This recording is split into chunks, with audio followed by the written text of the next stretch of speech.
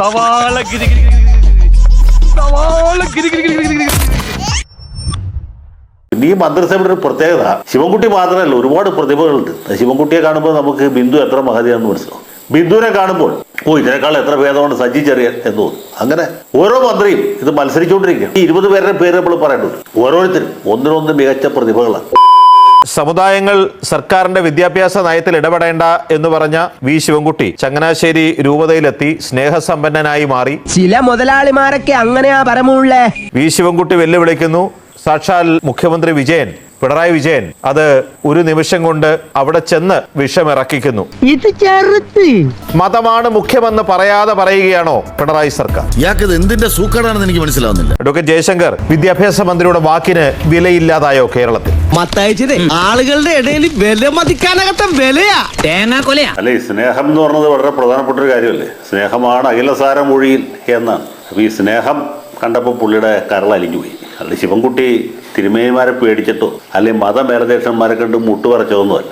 സത്യം സത്യം. അവിടെ ചെന്ന് അവരുടെ ആ സ്നേഹവും ആ ഒരു താല്പര്യമൊക്കെ കണ്ടപ്പോൾ അദ്ദേഹത്തിന്റെ കരൾ അലിഞ്ഞുപോയി. ഐസ് ഫ്രൂട്ട് വെയിലത്ത് വെച്ച പോലെ. മാത്രമല്ല, അരമനയിൽ ചെല്ലുമ്പോൾ അണ്ടിപ്പരിപ്പും അതുപോലെ ഈന്തപ്പഴമൊക്കെ കൊടുക്കുമല്ലോ. ഇനി ഫ്രൂട്ട് സലാഡോ ചൂട് പാലോ ഐസ്ക്രീമോ അങ്ങനെ എന്തെങ്കിലും ഇന്നിനിപ്പോ വേണ്ട. എന്തായാലും ഞാൻ ഇവിടെ ഉണ്ടല്ലോ, എപ്പോ വേണേലും. അതൊക്കെ കഴിച്ചപ്പോൾ പുള്ളിയുടെ നിലപാട് മാറി. മാത്രമല്ല, NSSകാർ കോടതിയിൽ പോയി വാങ്ങിയ ഉത്തരവ് കോടതിയിൽ പോകാത്ത മതമേലധ്യക്ഷന്മാർക്ക് കൊടുക്കുന്നതിൽ എന്താ തെറ്റുള്ളത്? എല്ലാവരും ഒരുപോലെ കോടതിയിൽ പോകണം. എല്ലാവരും വലിയ വക്കീലന്മാരെ കാശ് കൊടുത്ത് എൻഗേജ് ചെയ്യണം. അധ്വാനിച്ച് വിധി മേടിക്കണം എന്ന് എവിടെയെങ്കിലും പറഞ്ഞിട്ടുണ്ടോ? അങ്ങനൊന്നും ചെയ്യേണ്ട ആവശ്യമില്ല. അതൊക്കെ ശിവൻകുട്ടിക്കാരെ. കള്ളന്മാരിപ്പോ പള്ളിക്കരയിലോട്ട് എക്സ്കർഷൻ ആയിട്ട് വരികയല്ലേ. പിന്നെ പുള്ളി നിയമസഭയിൽ പറഞ്ഞപ്പോൾ അകന്ന് പുറകിലിരിക്കുന്ന പാർട്ടിക്കാരുടെ കൈയടി കിട്ടാൻ വേണ്ടി പറഞ്ഞു എന്ന് മാത്രമേ ഉള്ളൂ. നമുക്ക് അപ്പോഴേ അറിയാം ഇതൊക്കെ എവിടെ ചെന്ന് അവസാനിക്കുന്നു. ഇത് ആദ്യത്തെ സംഭവമല്ലല്ലോ. പുള്ളി എന്തുകൊണ്ടാണ് നമ്മൾ മൂന്നാം മുണ്ടശ്ശേരി എന്ന് വിളിക്കുന്നത്? പുള്ളി എത്ര തവണയാൾ വാളൂരിയത് ഓരോ സമുദായ സംഘടനക്കാർക്കെതിരായിട്ട് ഇല്ലേ? ഇവിടെ ജനറൽ നോട്ടറി യൂണിഫോം ഉണ്ടാക്കാൻ പോയത് ഓർമ്മയില്ല? സ്കൂളിലെ ക്ലാസ് ടൈം കാലത്ത് വൈകുന്നേരം ക്ലാസ് ടൈം ദീർഘിപ്പിക്കാൻ തീരുമാനിച്ചത് നമ്മൾ കണ്ടത്. അങ്ങനെ എന്തെന്ത് പരിഷ്കാരങ്ങൾ നടത്തിയ ഒരു മന്ത്രിയാണ് അദ്ദേഹം. ഭയങ്കരമായ ആളുകൾക്ക് പുള്ളിയെ പുച്ഛമാണ്, പരിഹാസമാണ്. പക്ഷെ ആള് വിദ്യാഭ്യാസ വിചക്ഷണനാണ്. സത്യം പറഞ്ഞാൽ മുണ്ടശ്ശേരി മാഷിനും മുഹമ്മദ് വായിക്ക് ശേഷം ഇത്രയും പണ്ഡിതനായ, ഇത്ര പ്രഗത്ഭനായ, ഇത്രയും കാര്യശേഷിയുള്ള, കർമ്മ നിപുണനായ ഒരു വിദ്യാഭ്യാസ മന്ത്രി ഉണ്ടായിട്ടില്ല.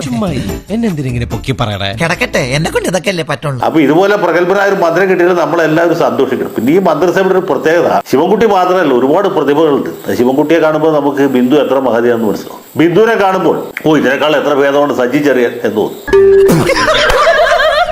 അങ്ങനെ ഓരോ മന്ത്രിയും ഇത് മത്സരിച്ചുകൊണ്ടിരിക്കുകയാണ്. ആരാണ് കൂടുതൽ കേമൻ, ആരാണ് പ്രഗത്ഭൻ, ആരാണ് കാര്യപ്രാപ്തി ഉള്ള ആൾ എന്നത്.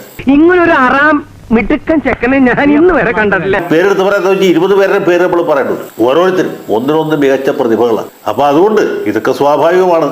നമ്മൾ മുമ്പ് കണ്ടല്ലേ, ഇനിയും കാണാതിരിക്കുന്നതാണ്. ഞാൻ നിനക്ക് എന്ത് ദ്രോഹം ചെയ്തതാ?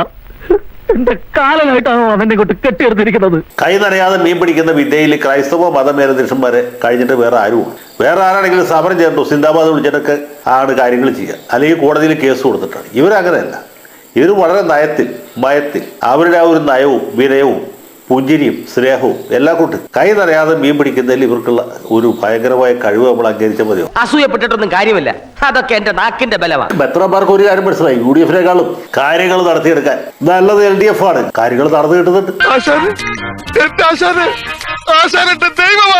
ഇതുപോലെയല്ലേ NSSന്റെ കാര്യം. NSSന് നടത്തി കൊടുത്തു, SNDPക്ക് നടത്തി കൊടുക്കുന്നു, ക്രൈസ്തവ മതമനുഷ്യന്മാർക്ക് നടത്തി കൊടുക്കുന്നു, കാന്തപുരം മുസ്ലിംകാർക്ക് നടത്തി കൊടുക്കുന്നു, EK ഗ്രൂപ്പുകാർക്ക് നടത്തി കൊടുക്കുന്നു. ആര് വേണമെങ്കിലും ചോദിച്ചാൽ ചോദിപ്പിൻ തരപ്പെടും എന്ന് കർത്താവ് പറഞ്ഞത് പിണറായി വിജയൻ ഉദ്ദേശിച്ചാണ്. NSS ചോദിച്ചാലും SNDP ചോദിച്ചാലും മതമേലധ്യക്ഷന്മാർ ചോദിച്ചാലും മുസ്ലിംകാർ ചോദിച്ചാലും മൗലവി ചോദിച്ചാലും ആര് ചോദിച്ചാലും നടത്തി കൊടുക്കും. ഞാനോ സുരേഷോ അല്ലെങ്കിൽ റോയ് മാത്യോ അതല്ലെങ്കിൽ കാരശ്ശേരി ഭാഷ ചോദിച്ചാൽ നടത്തി തരില്ല. അത് വേറെ. എന്തായാലും ഈ മുഖ്യമന്ത്രി വിളിച്ച യോഗത്തിൽ വെച്ച് വിദ്യാഭ്യാസ മന്ത്രിയുടെ നിലപാടൊക്കെ മാറി കടുത്ത നിലപാട് സ്വീകരിച്ച് മുന്നോട്ട് പോകുന്നു എന്നൊരു പ്രതീതി സൃഷ്ടിക്കുകയും കർദിനാൾ മാർ ക്ലിമിസ് മുഖ്യമന്ത്രിയെ ഒന്ന് കാണുന്നതോടുകൂടി ഒരൊറ്റ സുപ്രഭാതത്തിൽ, അതായത് മുഖ്യമന്ത്രി എപ്പോൾ ഈ വിഷയത്തിലേക്ക് കൈവെക്കുന്നോ അപ്പോൾ ഇത് മുഴുവൻ തിരിയുകയാണ്. തോന്നി അതങ്ങനെ വരൂ, അതങ്ങനെ സംഭവിക്കൂ. അതുവരെ പരമാവധി പ്രകോപനം വിദ്യാഭ്യാസ മന്ത്രിയുടെ ഭാഗത്തു നിന്ന് സൃഷ്ടിക്കുകയാണ്. അപ്പോൾ ഈ സമുദായങ്ങളുടെയും സഭകളുടെയും ഒക്കെ ആവശ്യങ്ങൾക്ക് മേൽ ഇരു കൈകളും ഉയർത്തി നിൽക്കുന്ന ഒരു രക്ഷകനായി മുഖ്യമന്ത്രി അവതരിപ്പിക്കുന്ന ഒരു തിരക്കഥ ഇതിലുണ്ടോ? തീർച്ചയായിട്ടും അങ്ങനെയല്ലേ നമ്മൾ കരുതേണ്ടത്.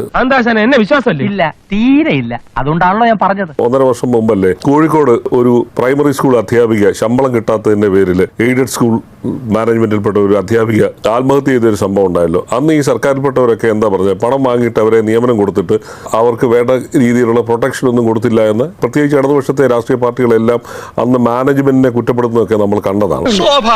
അതിനുശേഷം ശിവൻകുട്ടിയുടെ പത്രസമ്മേളനത്തിലെ ശിവൻകുട്ടിയുടെ ബോഡി ലാംഗ്വേജ് എന്തായിരുന്നു? ബിഷപ്പുമാരെയൊക്കെ വെല്ലുവിളിക്കാൻ ഒരു മടിയും ഇല്ലാത്തൊരവസ്ഥയിലായിരുന്നു. ആൾക്ക് തീരെ വിദ്യാഭ്യാസം വിവരമൊന്നും ഇല്ലേ, വിഡ്ഢിത്തിരെ പറയുള്ളൂ, തെണ്ടി. വിമോചന സമരത്തിന്റെ പഴയ ചരിത്രം പറഞ്ഞ് പേടിപ്പിക്കണ്ട, വരട്ടാൻ നോക്കണ്ട എന്ന് പറഞ്ഞ ആള് ചങ്ങനാശ്ശേരി അരമനയിൽ ചെന്ന് കഴിഞ്ഞപ്പോഴത്തേക്ക് ഈശോമിശിഹായ്ക്ക് സ്തുതിയായിരിക്കട്ടെ എന്ന് പറഞ്ഞായിരിക്കാം ഒരു പക്ഷേ ശിവൻകുട്ടി ബിഷപ്പിനെ അഭിവാദ്യം ചെയ്തു എന്നാണ് ഞാൻ കരുതുന്നത്. എന്തൊരാളുകളാ ഭഗവാനായത്. കാരണം അത്രമേൽ കീഴടങ്ങിക്കൊണ്ടാണ് അവിടെ നിന്ന് ഈ ഡയലോഗുകൾ മുഴുവൻ പറഞ്ഞത്. ഉളുപ്പുണ്ടടാ ചക്കണക്ക്. ഇപ്പൊ ഈ ഇടയ്ക്ക് എന്റെ ശ്രദ്ധപ്പെടുത്തിയ ഒരു വിഷയം എന്ന് പറഞ്ഞാൽ, തിരുമേനി മുൻകൈ എടുത്തിറങ്ങിയ ഒരു വിഷയം എന്ന് പറഞ്ഞാൽ ഭിന്നശേഷിക്കാരുടെ നിയമനവുമായിട്ട് ബന്ധപ്പെട്ടുള്ള പ്രശ്നത്തിലാണ്. അതിൽ പിന്നെ തിരുമേനി വീട്ടിൽ വന്നിരുന്നു, ഞാനിവിടെ വന്നിരുന്നു, അതിൻ്റെ എല്ലാ വശങ്ങളും സംസാരിച്ചിരുന്നു. തിരുമേനി മുഖ്യമന്ത്രിയെ കണ്ടിരുന്നു. മുഖ്യമന്ത്രി തിരുമേനിക്ക് ഒരു ഉറപ്പ് കൊടുത്തിരുന്നു, ഒരാഴ്ചയ്ക്കും നമുക്ക് എന്തെങ്കിലും ഒരു പരിഹാരം ഉണ്ടാക്കാമെന്ന്. പലഹാരം വേണോ ശ്രാമേ? പലഹാരം അല്ലട കഴുതേ, പരിഹാരം. ഇന്നിപ്പോ മുഖ്യമന്ത്രി ഒരു ഹൈ ലെവൽ കമ്മിറ്റി ഇന്ന് വിളിച്ചു ചേർത്തു. മുഖ്യമന്ത്രിക്ക് ഒട്ടും സമയമില്ലായിരുന്നു, എങ്കിൽ പോലും വിളിച്ചു ചേർത്തു. അതിൻ്റെ തീരുമാനങ്ങൾ ഞാൻ നേരത്തെ പറഞ്ഞു കഴിഞ്ഞു. അപ്പോൾ പിന്നെ തിരുമേനി നാളെ ഒരു യാത്ര ഉണ്ടായിരുന്നപ്പോൾ ഒന്ന് കാണണമെന്ന് പറഞ്ഞു. ഇപ്പോൾ ഞാനിപ്പോൾ ഇതുവഴി പോവുകയും ചെയ്യുകയായിരുന്നു. ഇപ്പോൾ തിരുമേനി കണ്ടു, സന്തോഷം പങ്കിട്ടു. തിരുമേനി എല്ലാ നന്ദിയും രേഖപ്പെടുത്തി. ഇപ്പൊ മനസ്സിലായി താൻ ആരാണെന്നും തന്റെ ഉദ്ദേശം എന്താണെന്നും. ചങ്ങനാശ്ശേരി പോയി അദ്ദേഹം സ്നേഹം പ്രകടിപ്പിച്ചു, അദ്ദേഹത്തിന്റെ നിലപാട് കീഴടങ്ങുന്നു. അത് കഴിഞ്ഞ് 13-ാം തീയതി കഴിഞ്ഞ ദിവസം യോഗം ചേരുന്നു, അതിന്റെ തീരുമാനങ്ങൾ വിശദീകരിച്ചു. അതുകൊണ്ടും അദ്ദേഹത്തിന് തൃപ്തി വരാതോ അല്ലെങ്കിൽ അദ്ദേഹത്തെ നിയോഗിച്ച ആളിന് തൃപ്തി വരാഞ്ഞിട്ടോ നേരിട്ട് പോയി കണ്ട് നന്ദി പറയാം. വാസ്തവം അവരെ കൊണ്ട് ഇതിൽ കൂടുതൽ ഒന്നും ചെയ്യാൻ പറ്റുകയില്ല കേട്ടാ. നമ്മുടെ കേരളത്തിന്റെ ഒരു വിദ്യാഭ്യാസ മന്ത്രി എത്ര മാത്രമാണ് ഈ ഒരു പാർട്ടിയുടെ അല്ലെങ്കിൽ അതിനെ നയിക്കുന്ന ഒരു മുഖ്യമന്ത്രിയുടെ നയപരമായ തീരുമാന മാറ്റത്തിലൂടെ പൊതുജന മധ്യത്തിലിട്ട് ചവിട്ടി അരയ്ക്കുന്നതെന്ന് ആലോചിച്ച് നോക്കൂ. ഞാനൊരു നഗ്നസത്യം പറയട്ടെ, എനിക്കൊന്നും ഓർമ്മയില്ലാട്ടാ. വിദ്യാഭ്യാസ വകുപ്പിന്റെ ഫയലുകൾ ഈ പട്ടം അരമനയിലും ചങ്ങനാശ്ശേരി അരമനയിലൂടെ കൊടുത്താൽ പോരെ, ഈ ഇതിന്റെ ആ പ്രശ്നങ്ങൾ വരുന്നില്ലല്ലോ. അവർ തന്നെ ഒപ്പിട്ട് അവർ തന്നെ കാര്യങ്ങൾ നടത്തിയല്ലോ. എല്ലാം പിണറായി വിജയൻ എന്ന് പറയുന്ന മുഖ്യമന്ത്രിയുടെ കാരുണ്യത്തിലാണ് കേരളത്തിലെ കാര്യങ്ങൾ നടക്കുന്നു എന്നുള്ള പ്രതീതി ഈ മന്ത്രിമാരെ കൊണ്ട് സൃഷ്ടിക്കുകയാണ്. എന്നിട്ട് പോയി തിരുമേനിയുടെ ഔദാര്യം കൊണ്ടാണ് ഇതെല്ലാം നടന്നത്, തിരുമേനി ഇല്ലെങ്കിൽ കേരളം മുന്നോട്ട് പോകത്തില്ല, റേഷൻ മേടിക്കാൻ പറ്റത്തില്ല എന്നുള്ള ഒരവസ്ഥ ഈ ജനങ്ങൾ തെരഞ്ഞെടുത്തു വിട്ട മന്ത്രിമാരെ തന്നെ സൃഷ്ടിക്കുകയാണ്. സെക്രട്ടേറിയറ്റിന്റെ പടിക്കലേക്ക് നോക്കൂ. ഒരു 3000 രൂപയുടെ ആനുകൂല്യം നൽകി മാനം രക്ഷിക്കാനെങ്കിലും ഈ സംസ്ഥാനത്തെ അടിസ്ഥാന മേഖലയിൽ പ്രവർത്തിക്കുന്ന ഞങ്ങളെ ഒന്ന് ഗൗനിക്കണമെന്ന് പറഞ്ഞിട്ട് ആശാ വർക്കർമാരോട് കാണിച്ച സമീപനം എന്താണ്? നീ ഇവിടെ വന്നിറങ്ങിയത് മുതലാണ് എന്റെ ദുരിതം തുടങ്ങിയത്. അപ്പം സംഘടിതർക്കും വോട്ട് ബാങ്ക് ഉള്ളവർക്കും അല്ല എന്നുണ്ടെങ്കിൽ സാമുദായികമായി ശക്തിയുള്ളവർക്കും മുന്നിൽ എത്ര പെട്ടെന്നാണ് ഒരു ഭരണകൂടം കണ്ണു തുറക്കുന്നതും പരവതാനി വിരിക്കുന്നതും നിലപാട് മാറ്റുന്നതും നയങ്ങൾ മാറ്റുന്നതും കോടതിയിൽ നിലപാട് പറയുന്നതൊക്കെ ആലോചിച്ച് നോക്കൂ. മാഷേ, ഇപ്പൊ എനിക്കൊരു കാര്യം ബോധ്യമായി. താനേ വെറും പറയാ. ഈ ആശാ വർക്കർമാര് ഒരു പക്ഷെങ്കിൽ കേരളത്തിലെ ഏതെങ്കിലും സമുദായത്തിന്റെ ഭാഗമായിരുന്നെങ്കിൽ ഇത് അപ്പ കിട്ടിയതിനെ. സമുദായത്തിന്റെ ഭാഗമല്ല, ജാതിയുടെ ഭാഗമല്ലാത്തവർക്ക് ആർക്കും നീതിയില്ല. ഏതാണ്ടാ പരിവായി. നേരത്തെ ശ്രീ ജയശങ്കർ സൂചിപ്പിച്ചതുപോലെ ഒരുപാട് കാര്യങ്ങളിൽ വിദ്യാഭ്യാസ മന്ത്രി വിപ്ലവകരമായ തീരുമാനങ്ങൾ പ്രഖ്യാപിച്ചിട്ടുണ്ട്, ചിലതൊക്കെ നടന്നിട്ടുണ്ട്. സമയമാറ്റമായിട്ട് എടുത്തിട്ടുള്ള തീരുമാനത്തിൽ നിന്ന് ഒരു മാറ്റവും ഇല്ല. പക്ഷെ ഒരു ജനാധിപത്യ ഗവൺമെന്റും ജനാധിപത്യ സംവിധാനത്തിൽ ഏതെങ്കിലും ഒരു വിഭാഗത്തിന് ഞങ്ങൾക്ക് കുറച്ചുകൂടെ കാര്യങ്ങൾ മനസ്സിലാക്കണമെന്ന് പറഞ്ഞു കഴിഞ്ഞാൽ അവരെ വിളിച്ച് സംസാരിക്കണ്ടേ? വേണം അത് വേണം. ഒരു കാരണവശാലും ആവശ്യമില്ലാതെ മതവും അതുപോലുള്ള പ്രസ്ഥാനങ്ങൾ സ്കൂളിന്റെ വിദ്യാഭ്യാസ കാര്യങ്ങളിൽ ആവശ്യമില്ലാതെ ഇടപെടേണ്ട കാര്യം ഇല്ല. അയ്യോ, തങ്കമായ മനുഷ്യനല്ലേ. ചിരിപ്പിക്കുകയാണോ അദ്ദേഹം? അദ്ദേഹം പറയുന്ന ആത്മാർത്ഥമായിട്ട് ഉള്ളിൽ തട്ടിയായിരിക്കും, പക്ഷേ യഥാർത്ഥത്തിൽ ഇത് കേൾക്കുമ്പോൾ ഈ സമയത്ത് നമുക്ക് വേറെന്ത് തോന്നും? പട്ടം ബിഷപ്പിന്റെ അടുത്തും ചങ്ങനാശ്ശേരി ബിഷപ്പിന്റെ അടുത്തും പോയി മുട്ടിൽ നിൽക്കേണ്ട സ്ഥിതി വന്നത് എന്തുകൊണ്ടാണ്? നിങ്ങൾക്കൊരു തീരുമാനത്തിൽ നിങ്ങൾക്ക് ഉറച്ചു നിൽക്കാനുള്ള ശേഷിയില്ല, അതിനുള്ള കരുത്തില്ല. അപ്പൊ അതുകൊണ്ട് തന്നെയാണ് ഈ സമുദായ സംഘടനകളുടെ മുമ്പിൽ നിങ്ങളെ മുട്ടുമടക്കേണ്ടി വരുന്നത്. എന്തായിരുന്നു പണ്ട് കോൺഗ്രസിനെ കുറിച്ച് പറഞ്ഞുകൊണ്ടിരുന്നത്? സകലമാന ജാതി മത വർഗീയ ശക്തികൾക്ക് മുമ്പിൽ കീഴടങ്ങുന്നു എന്ന് പറഞ്ഞവരാണ്. ഞാനൊരു സത്യം പറഞ്ഞ് വിശ്വസിക്കൂ, എനിക്കത് ഓർമ്മയില്ല. 4 വോട്ടിന് വേണ്ടി നവോത്ഥാന മൂല്യങ്ങൾ ബലി കഴിക്കില്ല എന്ന് പറഞ്ഞ പിണറായി വിജയനോട് നവോത്ഥാന സദസ്സിൽ നിന്ന് എവിടെയെന്ന് ചോദിച്ചാൽ അദ്ദേഹത്തിന് ഉത്തരവുണ്ടാവില്ല.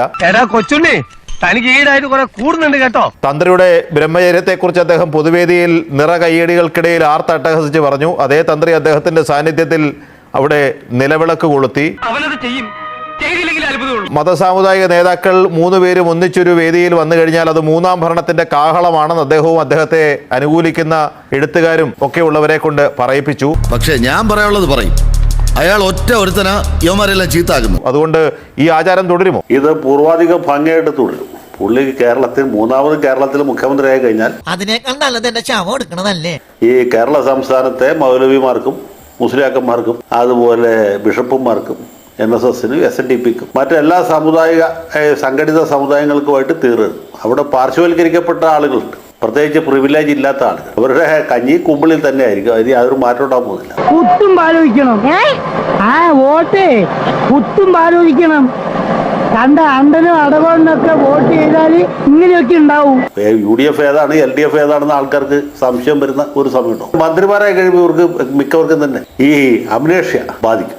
അതാണ് ഇപ്പോൾ പിണറായി വിജയൻ സംഭവിച്ചത്. കഴിഞ്ഞ 5 കൊല്ലം മുമ്പ് പുള്ളി പറഞ്ഞ കാര്യങ്ങൾ പുള്ളിക്ക് ഓർമ്മയില്ല. നീ കിടന്ന് ഉരുളൊന്നും വേണ്ട, ഇക്കാര്യമേ എനിക്ക് നല്ല ഓർമ്മയുണ്ട്. പുള്ളി ഇപ്പൊ പറയുന്ന കാര്യങ്ങൾ കുറച്ച് കഴിയുമ്പോൾ വീണ്ടും ഓർമ്മയില്ലാതെയാവും. അപ്പൊ പുള്ളിക്ക് ഓരോ സമയത്തും ഇങ്ങനെ നയം മാറ്റിക്കൊണ്ടിരിക്കും. അഭിപ്രായം ഇരുമ്പോലൊക്കെ അല്ല എന്ന് പറഞ്ഞത് പുള്ളിയുടെ കാര്യത്തിൽ വളരെ ശരിയാണ്.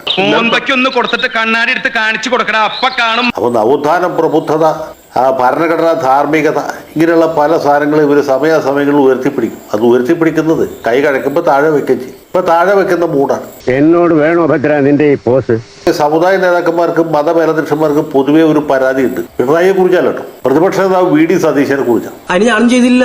അതെ, നീ ഒന്നും ചെയ്യുന്നില്ല. സതീശൻ സമയാസമയങ്ങളിൽ കടിച്ചുകുളങ്ങരയിൽ പോകുന്നില്ല, പെരുന്നേൽ ചെല്ലുന്നില്ല, അല്ലെങ്കിൽ ബത്രാന്മാരുടെ അരമനയിൽ ചെല്ലുന്ന അവരുടെ കൈമുത്തുന്നില്ല, അതൊരു പരാതി കിട്ടും. ഇത് തന്നെ അവസരം. ആ ഒരു പരാതി പരിഹരിക്കാനുള്ള ഒരു എളിയ ശ്രമവും കൂടി ഇദ്ദേഹത്തിന്റെ ഭാഗത്തുണ്ട് എന്ന് വേണം നമ്മൾ മനസ്സിലാക്കാൻ. കാരണം ഇങ്ങനെയുള്ള ആളുകളുടെയൊക്കെ കരുണാകടാക്ഷം ഉണ്ടെങ്കിൽ മാത്രമേ 3ാം ഊഴത്തെ കുറിച്ച് ചിന്തിക്കാൻ പറ്റൂ. അങ്ങനെ അതെ, ഈ കളർ എനിക്കിട്ടാണോ നിനക്കിട്ടാണോ പോകുന്നത്? എനിക്ക് അത്ര ഇഷ്ടപ്പെടുന്നില്ല കേട്ടോ.